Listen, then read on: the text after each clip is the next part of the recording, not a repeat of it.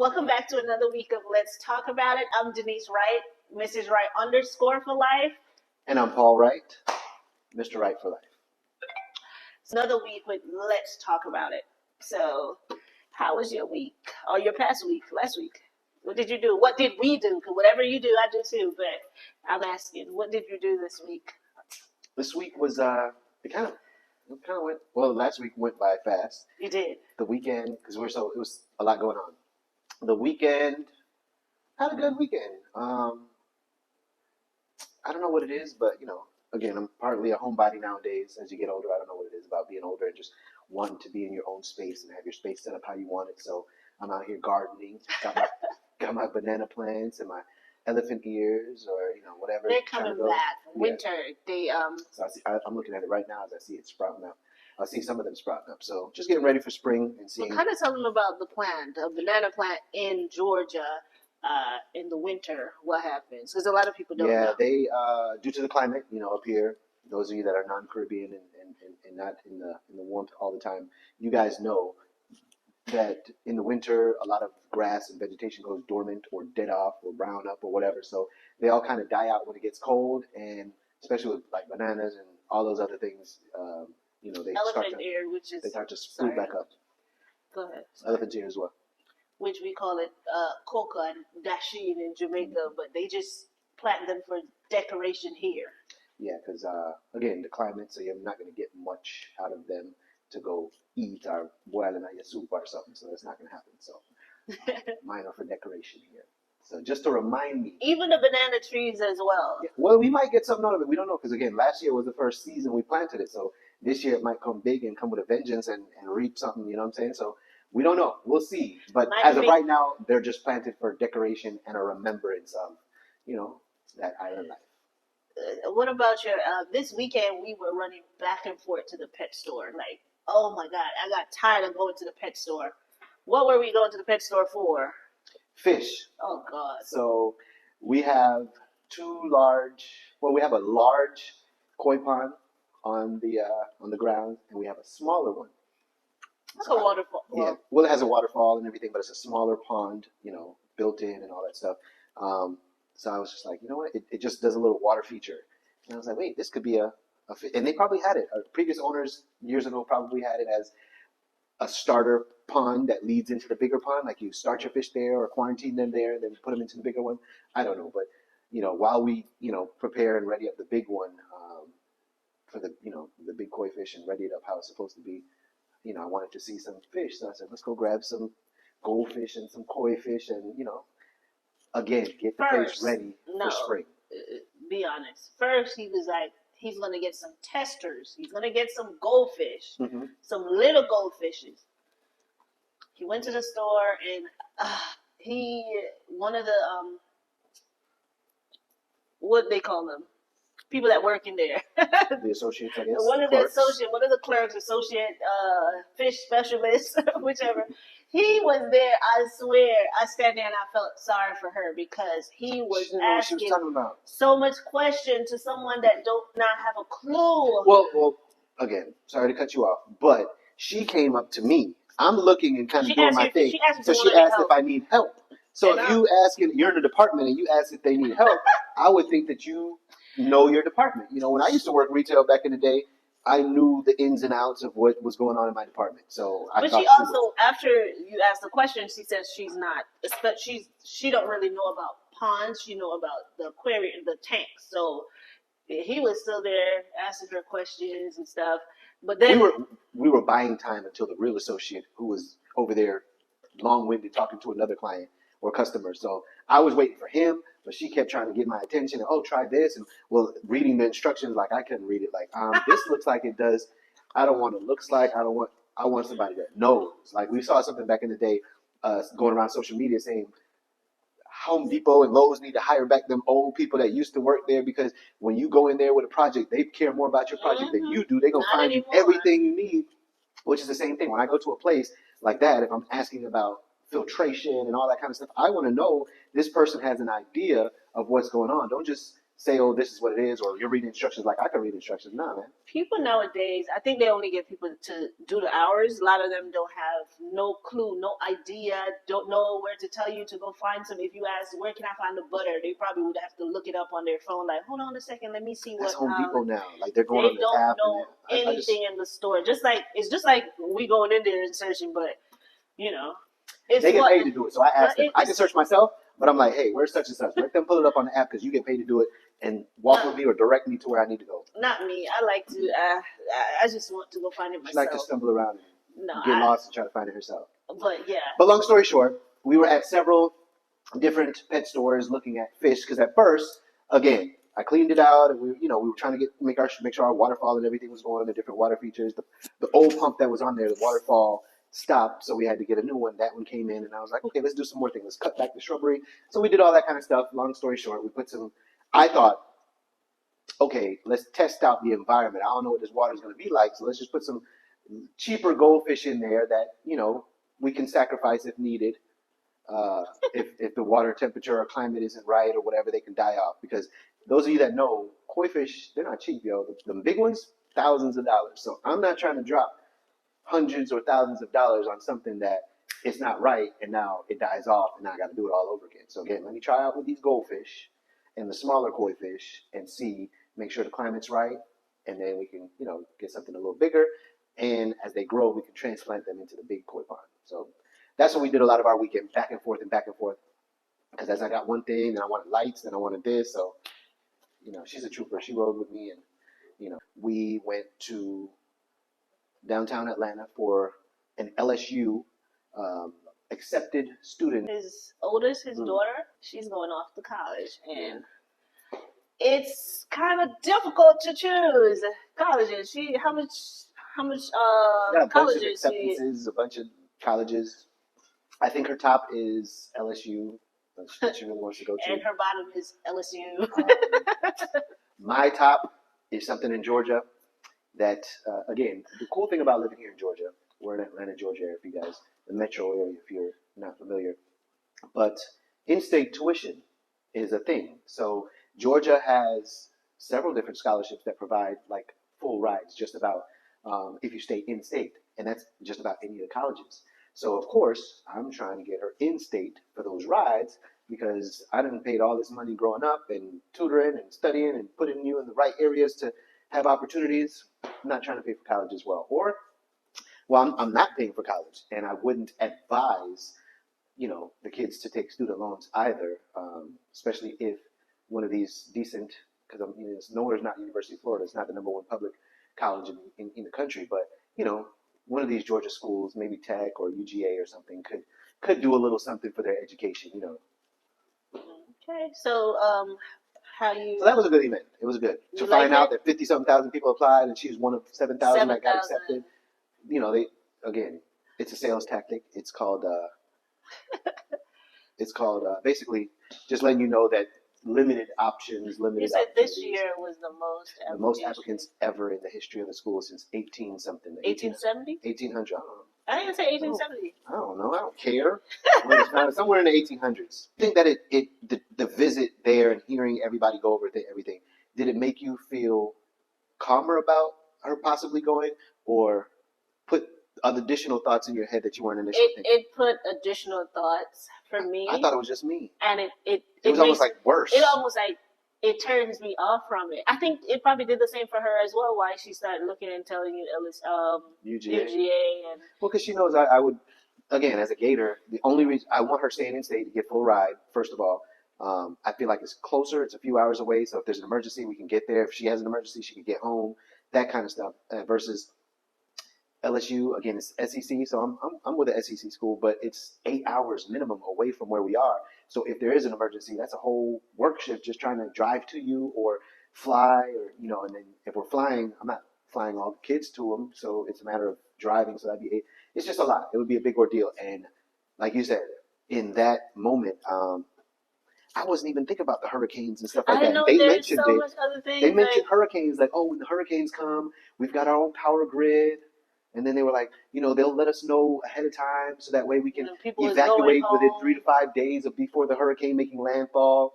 They So if you didn't let want your child to drive home, and I'm like, I didn't even think about her driving through all these different states because a hurricane is coming. So now you got the winds and the rain and the bands just coming. No, and then man. she wouldn't be able to fly because again, no Well, they usually plane. route you up and around, or try to route you around. Or I remember flying through a hurricane one time. It was stupid, very stupid. Turbulence was just ridiculous. But yeah, that put a little bit more fear in me because I was like, Yeah.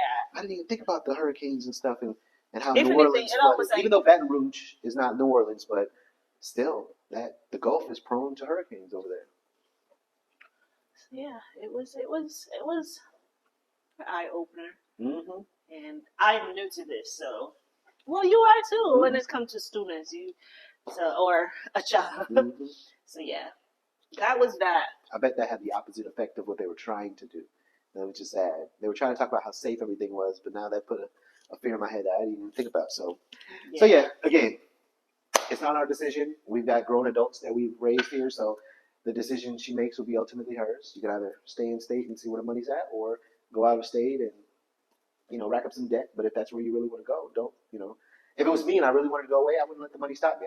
They don't know the danger. They don't know the danger dangers. of these equipment.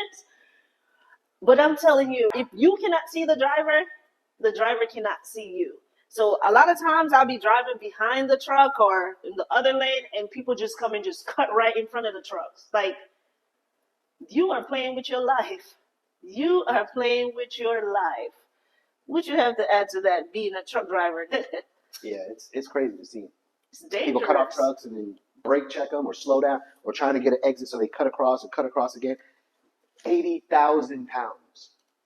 And not everybody has, that's why the DOT and Highway Patrol will be out there because they're checking people's brakes. They're checking truck drivers' brakes. Not all of them got good brakes.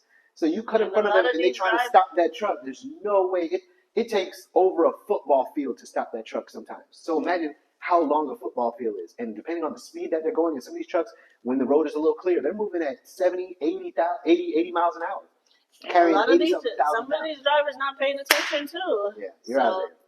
So yeah, I think it's humbled me now, or having an appreciation for knowing the stopping factor and all this stuff and whatever. And again, seeing drivers distracted and eating and talking on the phone, no seatbelts. They're gonna care more about their lives and grabbing something than than trying to stop that truck. We have one driver that I Jesus guess takes the wheel as a person. He's gonna always be the number one driver for us. You call him Dennis the Menace. He's like Dennis the Menace. Oh my goodness, this guy, he would tell on himself. You don't even have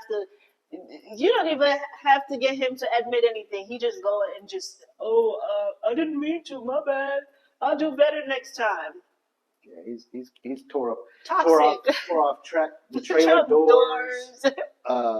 Broken seals, and then lied about it, and told the shipping people one thing, told us something else. Got arrested. Got jackknifed on the street, and then got arrested. He tried to turn the truck around on the street and that got stuck and blocked one lane, coming and going.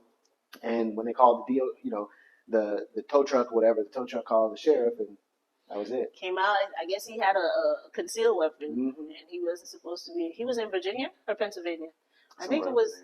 So he got arrested on that. Got caught with some drugs, which he said he don't do drugs. Why would they mention that? That was his words. But yeah, But even as I think about it with trucks, it makes me think about the planes. In the past, we used to have such respect for pilots, thinking that, oh my God, they always wore this nice snazzy suit and they just looked well groomed and, well put together, and disciplined would be the word. Like you see a military officer or something like that, they look disciplined and chiseled, and but nowadays, like, we've seen some sloppy looking pilots, and I'm just like, and I just told her, because we were in the airport the other day, and he was at Popeyes. He was eating some Popeyes chicken. That pilot looked sloppy and disheveled, clothes all messed up. His butt was. Yeah. And anyway, it just made me realize that pilots are the truck drivers of the sky. So the same way we deal with these truck drivers, I'm sure these airlines look at a lot of these pilots the same way and was like, I wouldn't fly with Jerome. Oh my God. I don't want to hear that. I don't want to think that, because I love taking a trip somewhere. So just the thought of it. Now I just feel like I don't want to see the pilot. I don't want to know who is flying the plane, because now I'm going to make an assumption of ooh, he don't look okay. He looks good to fly the plane, or he don't look like he could fly. All I gotta say is I got one fraternity brother who was a truck driver, and he's now a pilot. Is he good? He hasn't flown any of my planes that I know about. So what hairline? I'm just leave it right there. What hairline? That's all we're gonna say right there about that. Is your frat? I'm not gonna say which frat I'm in or anything like that. So people know. Anyway, I wouldn't be on that plane. How you gonna know though? Because I don't know about you. Every time I get on a plane, you look. Is it just me? Every time I get on a plane, I've got a ritual where and I even got you doing it now, where I gotta touch the outside of the plane. So I touch the door, or not even the door. I touch the hull, the outside of the plane before I get on. What, the word hull? No, I don't know. I just picked it up. Superficial, whatever. spiritual. That's what I got to do. And then as soon as I get on, I look in the cockpit and I glance at my two pilots real quick so I can see what's going on in there, who's doing what. And I might say, "Hey, how you doing?" And they'll say, "Oh, hello." Sometimes they're there greeting you or whatever, or they're getting situated. But I always look to see who's flying. Maybe partly also to make sure it's not my frat brother flying. So if it's your frat brother, you turn it back? Dead giveaway. Maybe if he's co-pilot, I'll be all right. But if he's the lead pilot, sorry. Oh, I don't want to laugh at that. But yeah. Oh Lord, is he that bad? Was he a bad truck driver? Why you think? No. So because of him, I got my reasons. No, it has nothing to do with being a frat. I'm a frat person. So frat individuals no, I mean something. Upstanding. No, that's not what I was saying. That's not what I was saying, sir. That's not what I was saying. What I was getting at, I was gonna say, is that he did something in the frat where you judge him to feel like he's unsafe. Absolutely. Well, there you go, guys. So that's his past. So who knows? But yeah, that's just me. I wouldn't, get on that plane. But again, it shows me that pilots are the truck drivers of the sky. Talk about the Mexican restaurant that we went to. When was that? Saturday night? Was it Saturday? Or was it Friday? Saturday night. Saturday night. We went to a nice spot. I saw the spot, for a little while since we moved over here, and they have a nice margarita pitcher on the front. And that's the only reason that I wanted to go check this restaurant out. Go ahead, sir. Fuego Tortilla. It was beautiful. The food was well seasoned. The service was quick. The servers, just that evening we probably saw like 3 or 4 managers walking up and down the floor, and then the servers were bus boys and bus ladies were coming in and out. As soon as you got up, your table was spun within a seconds. They were bringing you chips. Yeah, as soon as you were finished with something, they grabbed that off the table. So again, I nothing but great things to say for Fuego Tortilla. I don't know what you call that. It's the border. Yeah, Marietta bordering Kennesaw. It's on like Bear Parkway there or whatever. So food was really good. Yeah, try it out. I would say, we give it 5 spoons. 5 stars. Yeah. So we're not gonna always highlight the bad. Correct. I like the good as well. So I know you probably don't want to talk about it, but let's talk about it. Since our truck's been parked, mm-hmm. what's been going on, or what we've encountered? Not just since our truck's been parked, but since we've been utilizing a truck park. My truck. No, but before I get there. Okay, go ahead. Before I get there, I was gonna say, as truck owners, when your trucks are not on the road, or your drivers are home, or trucks are sick and need repairs or maintenance, you need a yard. You can't just park your trucks anywhere. Some people, I see them park at, they know me around here. That's one of our drivers. We park our trucks on the side of Walmart or Dollar General or one of these stores, but they can tow your trucks. So we have to have a yard that we parked our trucks. And since 2020, we've been parking at Store My Trucks. You want to give the background on it? They've got several locations here in the metro Atlanta area, so we thought, okay, it would have been central to where we were operating out of. So we were at one yard in College Park area, south of Camp Creek. I like that facility. There was a lady that was on there, Valerie, personable. Anytime I had a question or concern, I could talk to her. Not always, they weren't always the best with, getting what we needed when we needed it. The gates are always open. Which is an issue sometimes. It's supposed to be gated, but a lot of times the gates are broken or open or whatever. So you got that security issue there. You have they advertise it having video surveillance. So if anything happens, you guys, such and such. So again, most people feel calm and comfortable about that. That's like saying, okay, you would go into video surveillance video, so a building. So now you would rent that space because there's additional security, gated community, additional security. But again, if the gates aren't working and the videos aren't there or not working or don't show that area that you need, what benefit is it? It's almost like a false advertising. So we say that because when we parked at the College Park one, a few times we got our vehicles hit. Like drivers, not again, not always the best people are driving. They don't spatial, whatever. It's a tight yard, so they're trying to make a turn, and our truck was parked on the end, in the spot, designated spot with a line, behind the line. But I guess the truck that was coming around clipped it and tore up the front, and they couldn't help us. We couldn't find the footage or whatever, so that was an expense we had to incur out of pocket and just dealt with it. So at least we've had 2 incidents there with similar crashes like that, where when we ask for the footage, we can never get the footage to see and they who have we a can hold camera. liable. They have a camera pointing in the direction that our trucks were parked, but the cameras are not working, or they say it's not working. Then we hired some drivers. We hired drivers that were on the other side of town in the cab, and they lobbied to get the trucks moved over there to another. So we obviously did that because there's another store my truck facility over there. There was 2 actually over in Lithonia, I think. So we moved over there, and same thing. Gates left open. This one's just a gravel lot, so there's kind of like pothole kind of things, water buildup. Our trucks were parked for a while because, again, with rates and stuff going crazy, it made more sense at times to just park the truck than to be spending money on fuel, driver pay, and coming out negative. So we parked the trucks and just, again, put minimum coverage and everything on the vehicles and just left them there until things get a little bit better.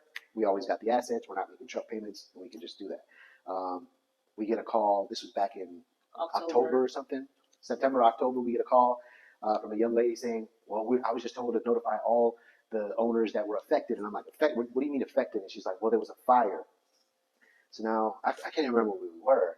We were somewhere where we couldn't immediately go. I don't know. You were home. You were had a frat meetup.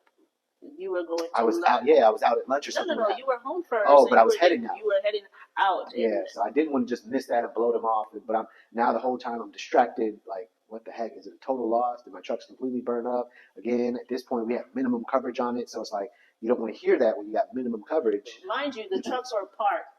Have not moved in a few months. So we know. Several months, and it was no issue. So here we are. When did we take them off the road? I want to say we probably took it off the road in January. And again, this is around late September, if not October, when we get this phone call. So here it is, all these months. It's been fine, no issues. We go in and check on it several times a month. We just pop by and drive through the lot, make sure everything's cool, and then go back home. Here we are. They give us a phone call. One of our units was on fire. How bad was it damaged? I don't know. You just need to go. We were told that, X, Y, Z. So I'm here trying to be in the moment the whole time. My head's racing like, oh my God, is the whole thing burnt up? Are we out all this money or whatever? And later on we get there, and luckily it's some cosmetic. It's not even bad. It's not noticeable. You didn't say it wasn't our truck that caught up. They couldn't tell us if it was ours or not. Oh yeah. They just said, whatever. So we don't. They said the main issue was, I think, a unit next to our truck. So if something burns next to you, a truck. Again, you're thinking yours is going to be burnt up, or half of it's going to be burnt up pretty badly as well.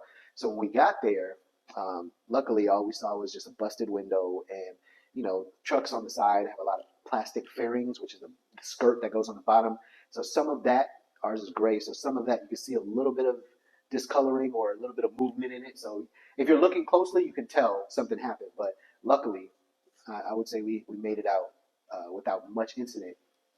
But it does, obviously if we're trying to go after the insurance of the party involved, you would replace that, you would repaint the truck, because again, the heat caused some damage and discoloring. So we would want it back to ideally the way it was before all that happened. So yeah, in dealing with them since that time, we have yet to get information from them as to who the party involved was.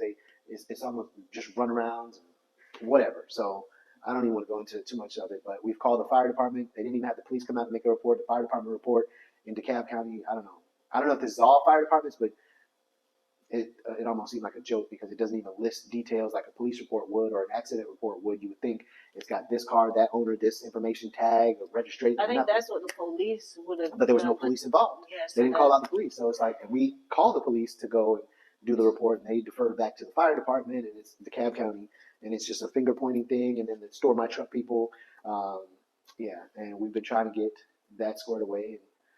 Yeah. Yeah, so it haven't been so good. So yeah, be mindful if you're trying to park your vehicles or your trucks. With Store My Truck, make sure you have your cameras, I guess, watching your vehicle at all times, and do it And at your own and risk. pray you never have to interact with the management or the owner. Yeah. Because that owner is, I don't even know, we'll bleep it out. The owner's an asshole, piece of work. I think his name's Keith something, whatever. But that's what showed up on the caller ID. So if I saw him, you know, yeah, I'd put a smack down on him. So I'll No, just you leave it at that. I sure would. I sure would. Physical, we'd get to fisticuffs. So yeah, Store My Trucks. We've been there a while because again, my husband don't like changes. He like to stick. If he have a If it ain't mechanic, he broke, want. don't fix it. Stick with what you know. Sometimes, Build reputation. sometimes for me, I like the history. So if you've been taking care of me and we've got good history for 10 years and something happens, I would think that I'd get the benefit of the doubt 9 out of 10 times. So again, that's why I like this. I like going to restaurants, and she knows it from the day we started dating. You go in there, I almost don't even have to open my mouth. The waiter, I ask for the same waiter or waitress. They almost know my order to a T, and that's it. That's what I'm getting. oh yeah, he likes that. I don't. He likes to. Hey, Paul. You find a good maintenance guy, a good mechanic, you hang on to your mechanic. You find a good tire guy, you hang on to your tire guy. Same thing with caregivers and people in healthcare. If you find good employees, you hold on to them, or good case managers, you connect with But them. you know, yeah, I get that part. But if you mess up, Yes, if something's you not mess good, up, then no, no. look for an But for out. you, they have to mess. They have to mess up over and over and Not over. over and over. Because again, you've got How much? to give people the benefit of the doubt. How much you give? How much benefit of the doubt you give? Usually it's like 3 strikes you out. That's like baseball. And sometimes I won't even get to 3, depending on what the second strike is, you know? But just like with baseball, again, I'm a business owner. So I know that hiring individuals, I'm putting my livelihood in their hand to a certain extent. So you might make a bad hire, or they might have a bad day that day.